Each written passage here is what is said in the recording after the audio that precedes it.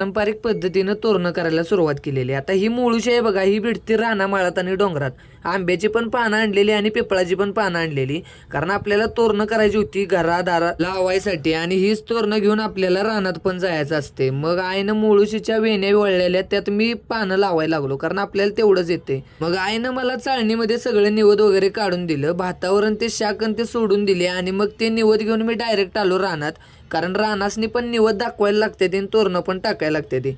तिथनं डायरेक्ट मी वड्याच्या वाटाने निघालेलो इटलायला.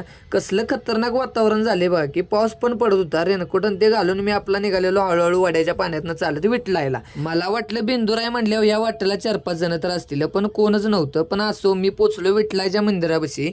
विठलायला निवेदन ते ठेवला आणि मी तिथनं पाया पडून आलो घरला. तुम्हाला जर मांगल्याच्या बेंद्राचा व्लॉग बघायचा असेल तर फॉलो आणि लाईक करा की राव.